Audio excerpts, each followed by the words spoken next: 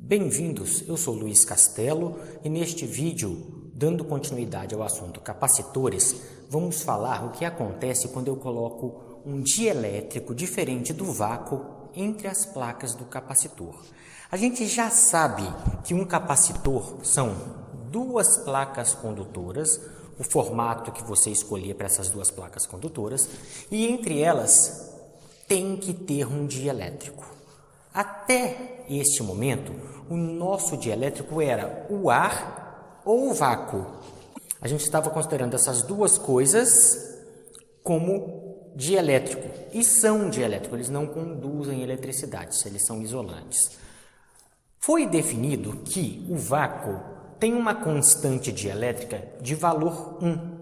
E todos os outros elementos que eu colocasse aqui no meio teriam uma constante dielétrica, este K aqui, maior do que 1.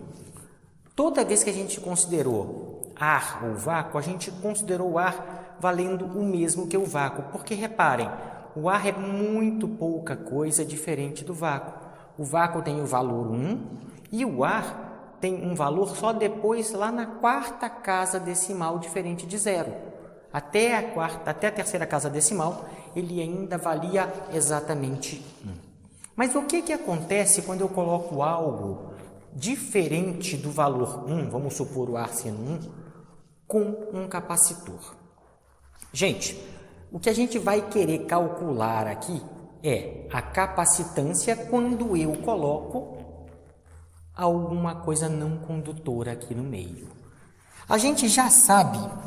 Deixa eu arrumar com giz aqui pra gente. A gente já sabe calcular a capacitância para uma série de geometrias. A gente já viu que esta capacitância, ela depende do formato do capacitor. Então, a gente quer saber aqui, se eu colocar um dielétrico aqui, qual vai ser a capacitância desses mesmos formatos, só que com essa nova característica aqui? O que a gente consegue perceber é que foi tudo feito experimentalmente e que a capacitância era proporcional a esta constante dielétrica K aqui. Então, essa capacitância dependia deste valor K. Toda vez que eu inseria algo não condutor aqui dentro, eu aumentava a capacidade do meu capacitor. Eu aumentava a capacitância dele. Ele guardava mais cargas elétricas, mais energia dentro daquele campo elétrico dele. Então, a gente descobre experimentalmente que toda capacitância, ela vai ser sempre dada por um valor epsilon zero, sempre vai aparecer o termo epsilon zero nas minhas capacitâncias, multiplicada por uma grandeza que nós vamos chamar de L aqui. Essa grandeza L tem dimensão de comprimento sempre. Lembra que eu falei que os nossos capacitores dependiam da geometria. Então, aqui só pode aparecer geometria. E esta grandeza tem dimensão de comprimento. A dimensão dela é de comprimento. Ou seja, no sistema internacional, isso vai ser medido em metros. Vamos só dar uma olhada nisso aqui, quem que é L, para os nossos capacitores que a gente já calculou aqui. Vamos lá. O nosso capacitor de placas planas e paralelas, este capacitor aqui. Esse nosso capacitor tinha a seguinte capacitância. Capacitância deste cara valia epsilon zero A sobre D. Reparem, eu vou circular em rosa quem é o nosso L lá. Ele vai ser sempre epsilon zero vezes L. Tudo que não for o epsilon zero, então é o L. E este cara é o que a gente estava chamando de L, então, no nosso capacitor de placas planas e paralelas. Se eu tivesse um capacitor cilíndrico, o meu capacitor agora é cilíndrico,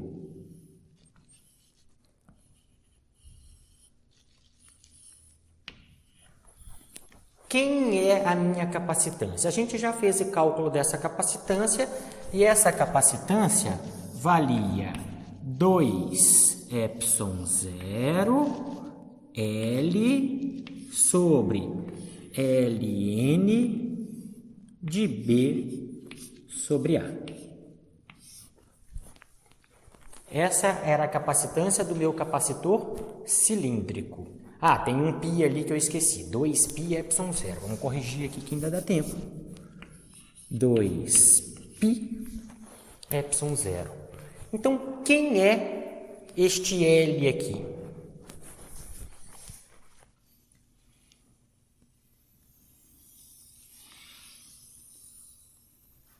Tudo isso seria meu fator L da capacitância aqui. Ah, e para o capacitor esférico? Vamos imaginar que aqui eu tenho uma esfera.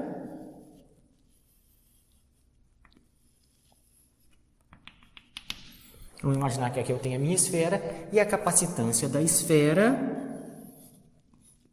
valia 4πε0 AB dividido por A menos B. Tudo isso, então, que não é o ε0, é o meu fator L da capacitância para o capacitor esférico. E se eu colocar em todos esses capacitores ou qualquer outra geometria, um dielétrico aqui no meio? Aqui no meio, aqui no meio lá entre as duas esferas, que ali tem uma esfera dentro da outra. O que iria acontecer? Como eu disse para vocês, tudo aqui é experimental. Então, o pessoal descobriu que esta capacitância era igual a K ε0 L. Sempre. Não mudaria mais nada além de aparecer esta capacitância, além de aparecer esta constante dielétrica aqui. Então, esta constante dielétrica, como é maior do que 1, sempre vai aumentar o valor da capacitância de qualquer um dos capacitores que estão aqui. Nota que esta aqui é a dimensão de comprimento do meu... Opa, não está aqui? Comprimento do meu cilindro, está aqui. A e B são os raios do cilindro interno e externo. Este cara aqui, com dimensão de comprimento, por quê? Porque aqui é metro quadrado, é a área, e essa distância que separa as duas é o D, é metros. Metro quadrado dividido por metro daria dimensão de comprimento, está correto. E aqui a mesma coisa, metro vezes metro, metro quadrado, dividido por metro, daria metro também. Todos os que estão circulados em rosa, têm dimensão de comprimento. E eles foram reparando que qualquer outra coisa seria múltiplo deste valor aqui, ε0L. O que isso implica para mim? Implica que eu consigo armazenar muito mais carga dentro de um mesmo capacitor. Em vez de eu fazer um capacitor com dimensões maiores para caber mais carga nele, para caber mais energia, armazenar mais energia no meu capacitor, o que eu vou fazer? Eu simplesmente mantenho o meu capacitor do tamanho que eu tinha antes, ou posso fazer ele até menor, e isso é um recurso importante, diminuir os capacitores. Eu ganho dinheiro diminuindo isso, eu consigo colocar ele em circuitos cada vez menores, desde que eu coloque um bom isolante aqui no meio. E ele vai conseguir fazer o mesmo trabalho não no sentido de trabalho físico, mas ter a mesma função do que os capacitores que tinham dimensões maiores, mas só tinham ar aqui no meio. Então, isso é extremamente importante. Tá? Só uma sacada aqui que a gente precisa deixar para vocês. Vamos lá. Qual que é a nossa sacada aqui? Outra coisa que eles repararam, e a gente vai explicar por que em alguns segundinhos aqui, é que, vamos imaginar o campo elétrico de uma carga pontiforme. Então, ela era 1 sobre 4 π epsilon 0 carga sobre a distância ao quadrado. Tá aqui. Então, vamos imaginar esta minha capacitância. Então, vamos imaginar este meu campo elétrico. Se eu coloco esta minha carga pontual, que até agora a gente estudou ela no vácuo, lembra que tudo que a gente estudou até agora estava no vácuo. Pela primeira vez aparece algo não condutor para mim. Agora, pela primeira vez, eu tenho que estudar o que está acontecendo com tudo aquilo que eu já estudei quando não tenho o vácuo, e sim um material não condutor diferente do vácuo ali. O que vai acontecer com o campo elétrico? Pode ser para qualquer lugar esse campo elétrico. Eu escolhi ali só para questão de exemplo o campo elétrico de uma carga pontiforme. O que vai acontecer com esse campo elétrico? Esse campo elétrico vai ficar diminuído. Ele não vai ter a mesma eficiência que tinha antes. Diminuído de quanto? Deste fator K aqui. Então, é só dividir o campo elétrico por K, que eu sei qual é o novo valor do campo elétrico, agora em um ambiente que não é o vácuo, e sim algo dielétrico, algo não condutor. Então, para qualquer uma delas. Se eu pegasse, por exemplo, o campo elétrico de uma placa condutora, olha lá. Qual que era o campo elétrico de uma placa condutora? O campo elétrico de uma placa condutora era dado por sigma sobre epsilon 0. Isso quando essa placa condutora estava no ar, que a gente está considerando K igual a 1, ou no vácuo, absolutamente igual a 1. E se não for o caso, se ela estiver em algum outro lugar, divide por K. Por que isso acontece? Vamos tentar entender por que isso acontece aqui. Então, olha só, o que a gente descobriu até agora, só recapitulando antes de a gente falar sobre aquilo ali. Que a capacitância vai aumentar do valor K, então não tem nenhuma grande coisa para fazer, nenhuma grande dificuldade, nenhum grande malabarismo. Pega as suas capacitâncias antigas e multiplica pelo dielétrico que está aqui no meio, descobrir a nova capacitância, e o novo campo elétrico vai ser dividido por K. Tudo bem? Então vamos lá. Vamos voltar aqui, vamos fazer uma figura e vamos explicar por que este campo elétrico diminui. Gente, eu tenho um campo elétrico, vamos supor aqui, ó, um campo elétrico uniforme. Então, estou em uma região cujo campo elétrico é uniforme. Se este campo elétrico está passando pelo vácuo, eu não tenho nenhuma partícula aqui no meio, nenhum material aqui no meio. Se eu não tenho material, eu não tenho nenhuma carga elétrica aqui no meio. Então, nada impede este campo elétrico. Então, se algo que está gerando este campo elétrico, por exemplo, é uma placa do lado de cá, uma placa positiva do lado de cá, nada atrapalharia este campo elétrico. Só que se eu coloco qualquer material aqui, agora vamos supor que isso aqui não é o vácuo mais, eu coloco qualquer material ali, eu tenho partículas, eu tenho moléculas de material, elas estão todas desalinhadas, todas bagunçadas aqui no meio, antes de ter o campo elétrico, tá? Eles estão todas bagunçadas, antes de ter o campo elétrico, e essas moléculas têm sempre um lado positivo e um lado negativo, sempre. Na hora que eu produzo o campo elétrico, por mais que esse material que aqui esteja seja dielétrico, o que vai acontecer é que essas moléculas não conseguem andar de um lado para o outro livremente, porque isso aqui é um dielétrico, mas o campo elétrico sempre vai tentar alinhar essas moléculas com o campo elétrico. Então, essas moléculas que estavam daquele formato ali, todos aleatórios, agora elas tendem, é uma tendência, ela não vai conseguir alinhar perfeitamente, a menos que seja um material que permita esse alinhamento. Se for um dielétrico mesmo, isso vai ser muito complicado, mas ela tenta alinhar as moléculas agora, algumas conseguem, outras não. Elas vão sempre tentar alinhar essas moléculas e vão botar algumas bem alinhadas aqui, de forma que deste lado da molécula esteja a carga negativa, mais perto da carga positiva. Então, todas desse lado vão estar mais negativas e todas do outro lado vão estar mais positivas.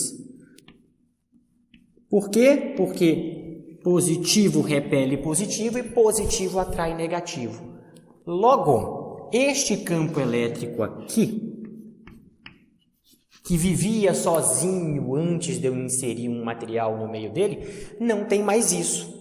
Cada uma dessas moléculas agora me produz um campo elétrico, olha, para cá. Então, esse alaranjadinho aqui, ó, é o campo elétrico produzido pelas minhas moléculas do meu material. Imagina um monte de moléculazinha. Vai produzir um monte de campo elétrico no sentido contrário do outro campo elétrico. Do campo elétrico quando não existia material, quando existia vácuo. Logo, o campo elétrico resultante, ó, esse aqui é o do vácuo, vamos colocar EV do vácuo. Este aqui eu vou colocar EM quando eu tenho material, campo elétrico produzido pelo material na hora que eu alinhei ele. E quem vai ser o meu campo elétrico total? O meu campo elétrico total, simplesmente, que nós vamos chamar de E aqui, como é um vetor, é E do vácuo menos o E gerado pelo meu material. Sempre vai ter alguma coisa para atrapalhar aquele campo elétrico que estava no vácuo. Quem é? É o meu dielétrico. Por isso que também experimentalmente eles descobriram que bastava eu dividir o meu campo elétrico que eu tinha no vácuo pelo valor do K daquele material que agora está inserido. O que eu quero estudar o campo elétrico pode ser uma placa condutora, uma placa não condutora, uma esfera condutora, uma linha de carga, uma carga pontiforme, o que vocês quiserem. Se eu colocar no vácuo, ela fazia um certo efeito aqui. Aqui ela produzia um certo efeito no vácuo. Neste mesmo ponto, tem que ser no mesmo ponto que você escolheu, ele vai produzir um efeito menor. Por quê? Porque eu tinha o do vácuo, mas agora eu tenho do material contrário ao do vácuo, atrapalhando o meu vetor campo elétrico. Vai estar sempre diminuído ali. Tudo bem? Então, gente, até agora não é nenhuma grande dificuldade de mexer com esse K. Lembra? Capacitância, eu multiplico por K. Eu aumento o valor da capacitância. Eu consigo guardar mais carga ali naquele capacitor, armazenar mais energia naquele campo elétrico. Mas o campo elétrico dentro desse capacitor vai estar diminuído. Apesar de eu conseguir guardar mais energia porque a capacitância aumentou, o campo elétrico no mesmo ponto, em um mesmo ponto que você resolver escolher aqui, sempre vai estar diminuído em relação a quando eu só tinha vácuo aqui no meio. Gente, para finalizar o nosso assunto capacitores, a gente acabou de fazer aqui, eu apaguei o quadro para poder ter mais espaço, a gente acabou de fazer o cálculo da capacitância e percebemos também que o campo elétrico era diferente na presença de um dielétrico. Então, tanto a capacitância quanto o campo elétrico era diferente na presença de um campo elétrico. Como se comporta, então, a lei de Gauss quando eu tenho um campo elétrico presente? Vamos ver aqui, através do exemplo de uma placa condutora. Por quê? Por que placa condutora? Porque nossos capacitores são sempre placas condutoras. Vamos escolher aqui a nossa placa plana condutora e ver o que acontece com a lei de Gauss. Essa primeira situação eu não coloquei nada entre as placas planas aqui. E nessa segunda situação eu coloquei um dielétrico. Então a gente tem a presença sem dielétrico e com dielétrico. Vamos ver como é que fica a lei de Gauss para a primeira situação e para a segunda situação. Como é que a gente manipula isso para chegar na lei de Gauss, no formato da lei de Gauss, quando eu tenho a presença de um dielétrico. E aí a gente encerra o nosso assunto capacitores aqui. Vamos lá. Gente, olha aqui. Isso aqui, eu peguei uma superfície gaussiana, essa verde tracejada aqui, coloquei parte dela na placa, onde essa placa de cima, a gente falou que ela tem cargas positivas, e aqui tinha vácuo. Ou seja, aqui não tem nada, então não tem como ter cargas elétricas aqui. Como é que ficava a lei de Gauss para esta parte aqui? Vamos só rever, a gente já viu isso aqui. Vai ficar assim, ó. Lei de Gauss, ε0, integral de caminho fechado, de E escalar dA é igual à carga envolvida por essa superfície gaussiana. Esta aqui é a nossa carga envolvida. Isto aqui nós estamos chamando de Q. E a placa do meu capacitor, isso aqui vai ter uma área A. Se eu resolvo isso, a gente já sabe o que vai dar. Vamos lá. Vai ficar assim, ε0 E integral de dA é igual a carga envolvida. Integral de dA é a área da placa. Então, ε0 E vezes a área é igual a carga envolvida. Logo, o campo elétrico nessa situação a gente já sabia, estamos revendo aqui, que é igual a Q sobre, vamos melhorar esse, deixar ele menos pior esse Q sobre ε0A. Está aqui. Nosso campo elétrico para essa situação aqui. E para aquela outra situação? Vamos ver aqui com cuidado o que está acontecendo. Olha aqui. Campo elétrico é dado pela equação de Gauss aqui, então nós vamos deduzir a partir dela de integral de caminho fechado de E. Vamos chamar esse cara aqui de E0 só para não confundir com o de lá. Então vou colocar tudo aqui E0, ó. Pronto, porque de lá eu vou chamar de E. E escalar dA. Tá aqui. Isso aqui é igual à carga envolvida por essa superfície gaussiana. Um pedaço da superfície gaussiana está na placa, que tem carga Q. Vamos supor que a gente tenha carregado exatamente com a mesma carga que tem aqui. E um pedaço está no meu material, que está aqui agora. Se tem material, gente, tem carga elétrica. Tem elétrons e tem prótons. E se tem elétrons e prótons, a gente já sabe que perto das cargas positivas, vamos ter cargas negativas. Igual quantidade? Nesse caso, não. Nesse caso, não, porque esse material é um material não condutor. Então, eu não consigo deslocar cargas com facilidade aqui dentro. Desculpa, esse material é um material não condutor. Então, eu não consigo deslocar cargas aqui dentro a ponto de ter exatamente a mesma quantidade que eu teria no material condutor, que é a minha placa. Então, aqui, ele envolve uma outra quantidade de cargas que a gente vai chamar de Q'. Então, como é que fica a lei de Gauss? Fica ε0 integral de E escalar dA igual a carga envolvida. Quanto que ele está envolvendo de carga? Uma é positiva, a outra é negativa. Ele está envolvendo Q menos Q'. Está aqui.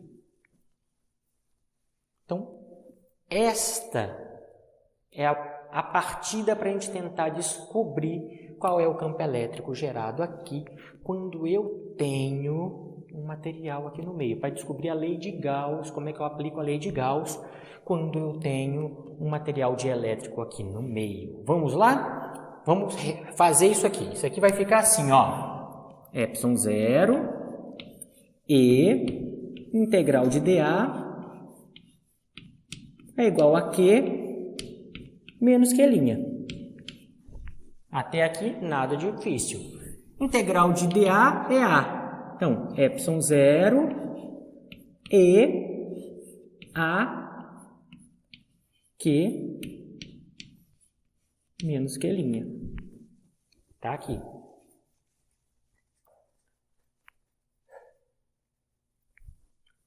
Vamos isolar o E. E é igual a Q menos Q' dividido por ε0 A. Acabou? Não. Vamos tentar ver quem que é esse Q menos Q' aqui para depois eu colocar isso no formato direitinho na minha lei de Gauss que eu quero chegar. Para isso, a gente tem que notar e tem que lembrar que quando eu tenho um material dielétrico, o E diminui.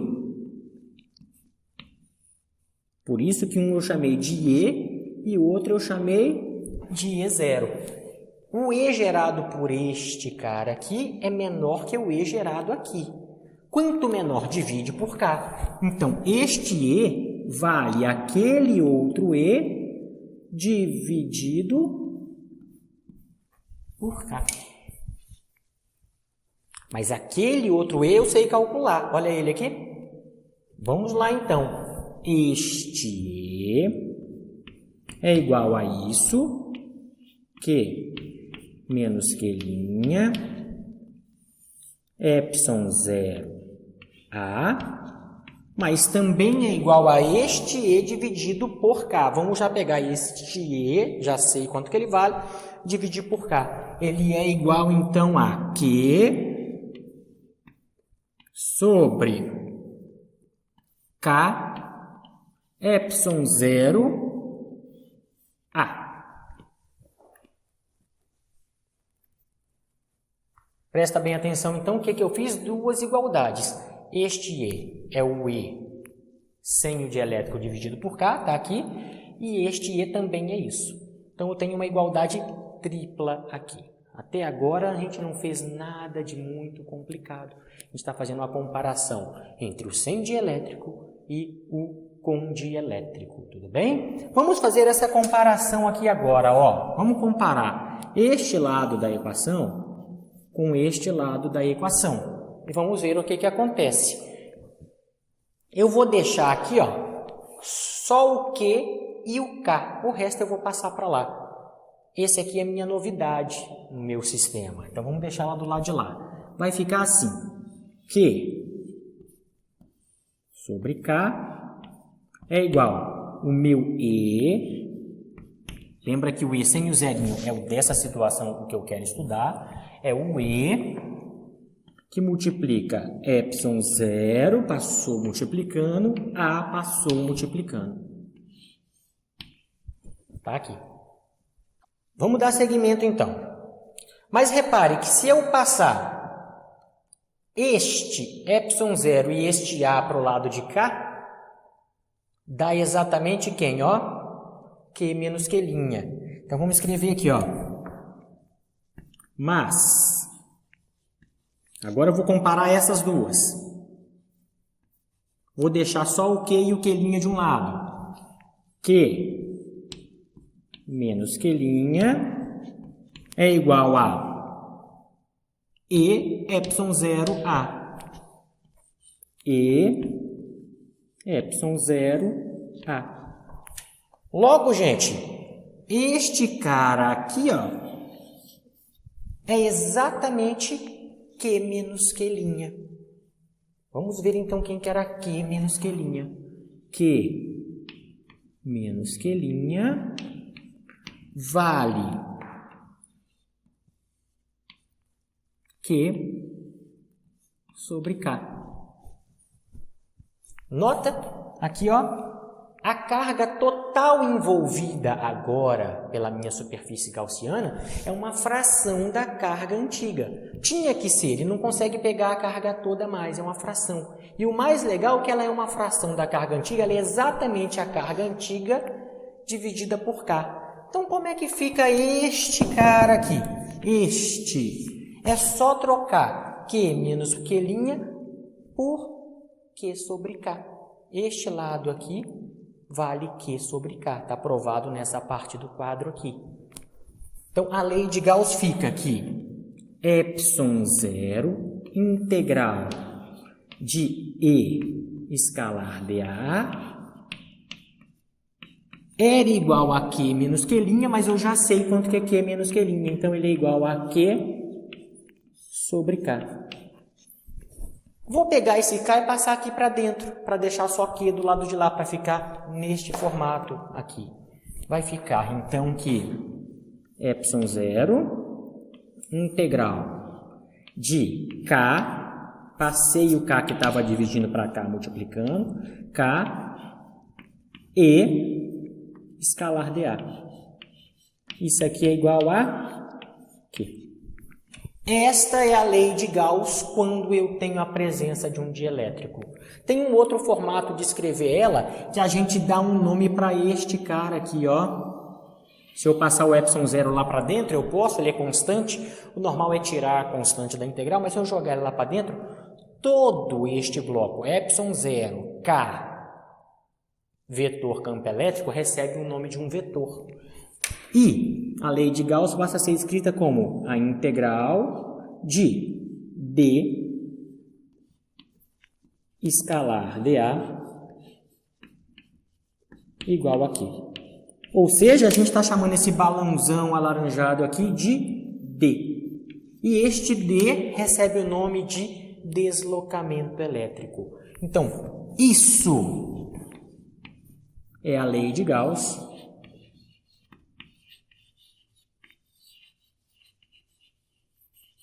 E isso também é a lei de Gauss. Depende do que o exercício te der. Se ele te der todos os termos separados, usa ele nesse formato. Se ele falar para você sobre deslocamento elétrico, lembrem, deslocamento elétrico é esse produto aqui, ó, ε0K vezes o vetor campo elétrico. Então, agora a gente sabe calcular capacitância quando eu tenho um dielétrico. Eu sei calcular campo elétrico quando eu tenho um dielétrico. E eu sei utilizar a lei de Gauss quando eu tenho um dielétrico. A gente generalizou o problema que a gente estava carregando desde o começo do livro até agora. A gente só trabalhava no vácuo, agora eu posso trabalhar em qualquer situação, vácuo ou com a presença de um material ali no meio. Dessa forma, a gente encerra o capítulo de capacitores.